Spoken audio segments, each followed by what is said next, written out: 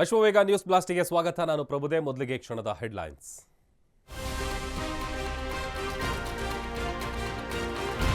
ಅತ್ಯಾಚಾರ ಕೇಸಲ್ಲಿ ಮಡೆನೂರು ಮನು ಬಂಧನ. ನಟ ತೀವ್ರ ವಿಚಾರಣೆ ಬಳಿಕ ಮೊಬೈಲ್ ಸೀಸ್. ಮೆಡಿಕಲ್ ಟೆಸ್ಟ್ ಬಳಿಕ ಕೋರ್ಟ್ಗೆ ಹಾಜರು.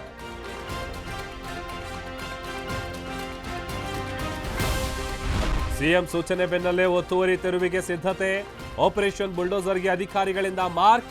3 ದಿನಗಳ ಒಳಗೆ ವರದಿ ನೀಡಲು ಕಮಿಷನರ್ ಸೂಚನೆ.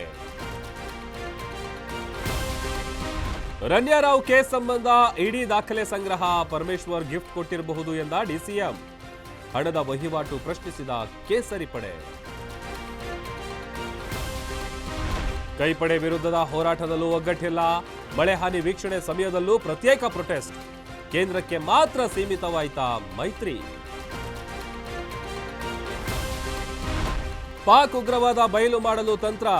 ಅಜಿತ್ ದೋವಲ್ 3 ದಿನಗಳ ಕಾಲ ರಷ್ಯಾ ಪ್ರವಾಸ. ಮತ್ತೊಂದೆಡೆ ಸ್ಪೈ ಪ್ರಕರಣದಲ್ಲಿ ಜ್ಯೋತಿ ತೀವ್ರ ವಿಚಾರಣೆ.